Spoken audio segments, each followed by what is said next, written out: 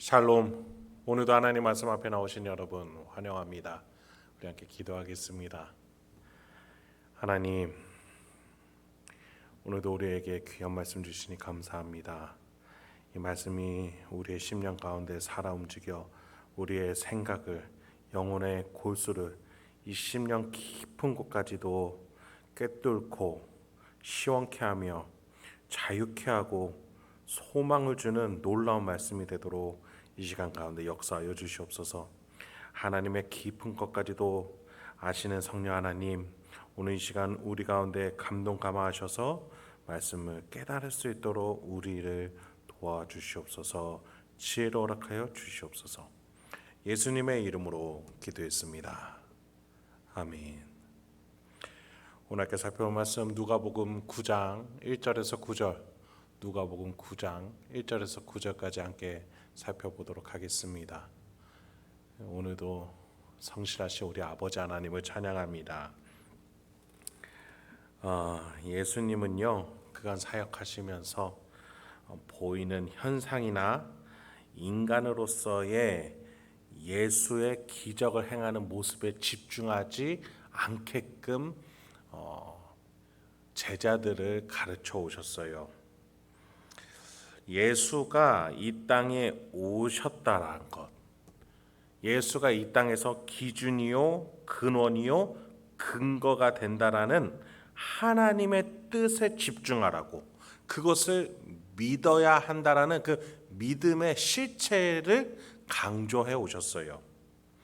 오늘 본문 속에서 예수님은 제자들을 불러내셔서 그들에게 능력과 권위를 주셨다라고 누가는 표현을 합니다. 보이는 예수가 다른 마을에 가지 않더라도 그 권위를 제자들에게 이양함으로써 그 제자들이 그곳에 갔을 때 예수가 역사하신 일들이 동일하게 나타날 수 있다는 것을 누가는 우리에게 보여줍니다. 한번 보시죠. 1, 2절 먼저 봅니다. 예수께서 12 제자를 불러 모으사 모든 귀신을 제어하며 병을 고치는 능력과 권위를 주시고 하나님의 나라를 전파하며 앓는 자를 고치게 하려고 내보내시며, 질병을 치유하거나 귀신을 내쫓는 것은 우리의 힘으로 하는 것이 아니라 예수라는 권위 안으로 들어옴으로 인해서 우리에게 주어지는 결과예요. 빛이 생기면 어둠이 저절로 사라지듯이 말이죠. 그래서 예수가 오니까 어둠이라고 말할 수 있는 죄, 질병, 마귀가 떠나가게 되는 것이죠. 그런 점에서 제자들이 예수님께 능력과 권위를 받았다라는 것, 그 12 제자에게만 제한된 놀라운 특권이었어요. 우리에게 주어진 게 아니에요. 우리는 예수의 권위를 믿음으로써 빛으로 들어가는 입장이에요. 그런 점에 있어서 예수님은 12명의 또 다른 예수를 세우신 것이죠. 각각의 마을로 그 예수를 보내신 거예요. 예수의 권위와 위엄을 가지고, 위임받은 직책을 가지고 흩어져서 예수의 분신으로서 복음을 전하게 됐던 것이에요. 예수라는 이름의 권위 안에 들어오면 이런 결과가 주어진다. 그것을 예수가 하셨던 것처럼 똑같이 하는 것이죠. 그런 점에서 우리는 여기서 한 가지를 알게 돼요. 예수라는 보이는 사람이 중요한 게 아니라는 거예요. 예수라는 이름의 권위, 그것 안에 승리의 복음이 있다라는 것이 중요하고, 이것을 말하고자 하나님은 예수님을 보내셨다라는 거예요. 그래서 예수님은 내가 직접 다른 동네 다 가야 돼, 나만이 가야 돼 라고 하지 않으시고 제자들에게 이 능력을, 권위를 이양하셨던 거예요. 그래서 이 본문 속에서 우리가 기억해야 될 것은 하나님 나라가 이 지구상에 왔고 그것이 확장되어져 가고 있다라는 거예요. 예수님이 우리 눈앞에 없는 2000년이 지난 이후에도 말이죠. 그러면 여기서 질문이 하나 들죠. 이때는 12 제자라도 권한을 위임받아서 있었다면 2000년이 지난 지금은 어떻게 그것이 가능합니까? 라고 말이죠. 예수님이 우리의 몸 되심을 우리는 뭐라고 표현합니까? 교회라고 표현하죠. 그 위임을 누가 이어받은 거예요? 예수 이름으로 모인 공동체. 예수님이 그래서 내 이름으로 둘셋이 모인 곳에 나도 그들과 함께 하겠다라고 하셨어요. 그래요, 우리는 예수를 머리로 모시고 있는 한 지체예요. 우리가 공동체로 예수 이름으로 모였을 때 그 둘셋이 모여서 증인으로서 똑같은 말을 하고 동일한 증언을 할 때 세상인들로 하여금 우리는 예수의 권위를 위임받은, 이양받은 놀라운 사도와 같은 역할을 할 수 있다는 거예요. 우리가 사도라는 말이 아니에요. 예수님은 이처럼 권위를 우리에게 이양하시되 나에게 주신 것이 아니라 예수의 지체된 우리에게 주신다라는 거예요. 그래서 교회로 모인 성도들이 다 같이 모여서 예수의 이름으로 승리를 말하고 예수 이름 안에서 복음을 증거하면서 예수 이름 안에서 빛과 소금의 역할을 감당할 때에 그때에 놀랍게 세상은 반응한다라는 것이에요.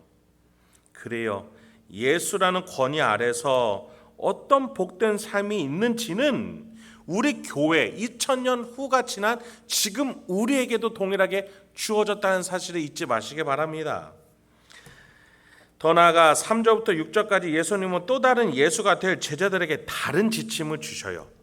이르시되 여행을 위하여 아무것도 가지지 말라. 지팡이나 배낭이나 양식이나 돈이나 두 벌 옷을 가지지 말며 어느 집에 들어가든지 거기서 머물다가 거기서 떠나라. 누구든지 너희를 영접하지 아니하거든 그 성에서 떠날 때에 너희 밭에서 먼지를 떨어버려 그들에게 증거를 삼으라 하시니 제자들이 나가 각 마을에 두루 다니며 곳곳에 복음을 전하며 병을 고치더라. 예수님은 제자들에게 이 권위를 가지고 사역을 하게끔 하세요. 그래서 권위를 가지고 한 마을에 갔을 때 그 권위를 받아들이는 자를 통해서 너희 육신적인 필요를 채우라라고 하세요. 반대로 그 권위를 받아들이지 않는 자에게는 발에서 먼지를 떨어버리는 행동, 즉 심판이 올 것이고 그 심판의 책임은 우리에게 없다라는 표시의 증거를 분명히 남기라고 하세요. 여러분, 여기서도 예수님은 보이는 현상이나 보이는 예수로 사역하는 것이 아니라 그 권위를 가지고 사역하게 하신다는 걸 우리가 기억해야 됩니다. 여러분, 그런 점에 있어서 이 구절을 극단적으로 적용하여서 사역하는 방식으로 삼아서 안 되겠습니다. 지금 이 본문은 우리가 아무것도 가지지 않고 사역을 하라, 그것에 초점이 있는 게 아니에요. 그 무엇보다도 예수라는 이름의 권위를 가지고 사역해야 된다, 그것에 초점이 있다라는 거예요. 하나님의 나라가 이 땅에 임했고 임했다라는 증거를 두 글자로서 가장 간략하게 말하는 게 바로 예수라는 인생이에요. 예수를 따라가면, 예수를 믿으면, 예수와 손을 잡으면, 예수와 공동체원이 된다면 그 권위 안에서 인류는 하나님이 본래 주신 지위를 회복하고 그 안에서 놀랍게 이 세상에서 억압받지 않고 승리하며 자유할 수 있다. 죽음도 귀신도 질병도 그 어떤 것도 인류를 짓누를 수 없다. 왜요? 하나님이 그렇게 창조하셨으니까요. 그 권위 아래서 그것을 회복할 수 있다라는 거예요. 지금 제자들이 무일푼으로 떠나는 것은 부차적인 문제예요. 왜 무일푼으로 가도 되는지를 보아야 합니다. 하나님의 뜻이 이 땅 가운데 지구에 임했고 예수라는 이름 아래 권위가 드러났어요, 이미. 그래서 하나님의 나라는 이미 퍼지기 시작했어요. 그러니 제자들은 무일푼으로 가 권위로 사역해도 되는 거예요. 그래서 올바른 예수 이름의 사용과 권위를 향한 믿음은 보이는 예수라는 사람이 없어도 사역할 수 있게끔 한다라는 놀라운 사역 원리를 예수님은 알려주고자 하시는 거죠. 그런 점에서 여러분, 권위를 위임받은 교회는 이 사도들과 같이 동일한 사역 원리로 살 수 있어야 합니다. 여러분, 이것은 한 개인에게 말하는 게 아니라는 것 기억하시기 바랍니다. 우리는 사도가 아니에요. 이 교회가 사도와 동일한 원리로서 사역하게 할 수 있는 위임받은 공동체입니다. 그런 점에 있어서 여러분 교회 중직자시라면, 교회의 리더시라면 이 점을 기억하셔야 돼요. 우리는 필요한 것을 권위를 통해서 얻어야지 세상과 똑같이 필요한 것을 구하다면 우리는 예수의 권위를 버리는 꼴밖에는 되지 않는다는 사실 기억하시기 바랍니다. 먹고 사는 문제는 권위가 드러났을 때 적절하게 하나님이 주고자 하십니다. 그런데 만약에 우리가 예수의 권위를 세웠는데도 우리가 필요한 것들이 주어지지 않는다면 두 가지를 기억해야 돼요. 첫 번째, 예수라는 권위를 제대로 세우지 않았기 때문에 필요한 것들이 우리에게 오지 않는 거예요. 두 번째, 예수라는 이름의 권위가 올바르게 세상 밖에 전해지지 않았기 때문에 그 권위를 제대로 세우지 못해서 필요한 것들이 오지 못한 것이죠. 이 두 가지 요소 속에서 내가 예수의 권위를 제대로 세웠는지 또 예수의 권위를 잘 설명을 밖으로 했는지 이 두 가지를 통해서 우리가 하나님이 주시는 필요한 것들을 얻는 교회가 되길 소망합니다. 그래요. 예수란 권위를 세우지 못한 교회거나 예수의 권위를 제대로 설명하지 못하는 교회라면 하나님이 주시는 것들로 살아가지 못하니 세상 것들로 세상과 똑같이 장사하는 교회밖에 될 수가 없는 거예요. 그래서 교회는 예수의 이름을 올바르게 세우고 예수의 이름을 설명할 줄 알아야 합니다. 예수 이름으로 주술적으로 기도한다라고 끝나는 문제가 아닌 것이지요. 7절부터 9절 마지막으로 보도록 하겠습니다. 이 예수의 이름으로 제자들이 드러냈더니 어떤 반응들이 나타납니까? 분봉왕 헤롯이 이 모든 일을 듣고 심히 당황하니 이는 어떤 사람은 요한이 죽은 자 가운데서 살아났다고도 하며 어떤 사람은 엘리야가 나타났다고도 하며 어떤 사람은 옛 선지자 한 사람이 다시 살아났다고도 함이라. 헤롯이 이르되 요한은 내가 목을 베었거늘 이제 이런 일이 들리니 이 사람이 누군가 하며 그를 보고자 하더라. 사도들이 곳곳에서 산발적으로 또 즉각적으로 놀라운 복음의 결과들을 나타나게 돼요. 병이 치유가 되어지고 죄사함이 일어나며 그리고 귀신이 물러가는 역사가 일어났겠죠. 그러니 곳곳에서 반응이 일어나는데 가장 먼저 세례 요한을 죽였던 헤롯 왕에 대한 반응, 당혹감을 감추지 못하는 반응이 보여요. 그리고 곳곳에서 이 제자들을 바라보며 세례 요한이 부활했다, 과거에 엘리야나 위대한 선지자가 다시 나타났다, 이런 소문이 나타나기 시작해요. 그러니 세상은 놀라운 새로운 시대 앞에서 이 뒤엎어진 영적 질서 앞에서 당혹감을 감추지 못하는 것이죠. 이렇게 사도들이 예수께 위임받은 권위를 가지고 직접 사역하며 돌아오게 됩니다.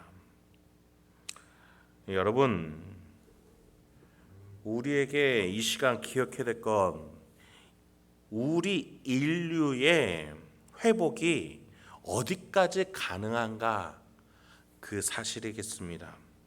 여러분, 이 12명은요 예수님의 제자는 어부였고 죄인 세리였고 서로 의심하고 욕망이 많은 아직도 죄인들이었어요. 그러나 예수의 권위를 위임받은 자들로서 예수와 같은 사역을 할 수 있게 되었어요. 여러분이 교회 중직자라는 사실, 직분자라는 사실은요 교회 사명, 예수님이 권위를 위임해 주셨다는 사실임을 잊지 마시기 바랍니다.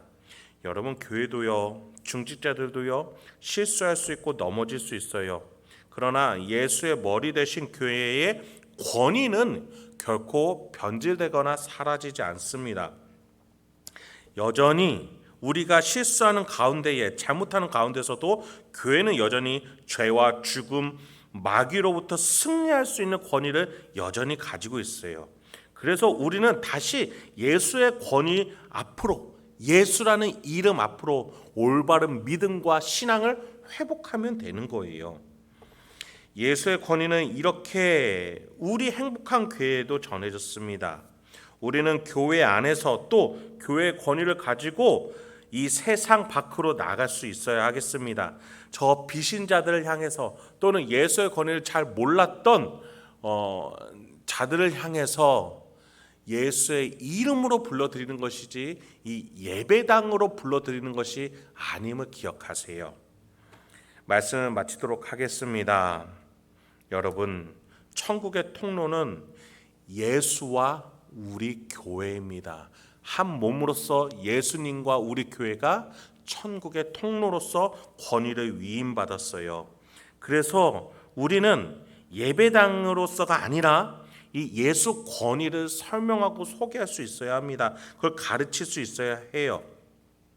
우리가 12명을 작정하며 기도하고 있습니다. 내가 미워했던 원수, 내가 의심했던 이웃, 내가 멀리했던 지인, 그 어떤 이들도 하나님이 계획하시고 작정하신 이들이라면 여러분이 기도하기 시작할 때에 그 분들을 기억나게 하실 것이고 여러분에게 붙여주실 것입니다. 여러분, 우리가 다른 어떤 것보다도 천국의 하나님 나라의 통로로서 예수의 권위를 위임받은 교회라는 사실 잊지 마시며 우리가 그 은혜의 통로로서 오늘 하루도 살아갈 수 있는 명예로운 교회의 일원으로서 살아갈 수 있는 저와 여러분 되길 소망합니다.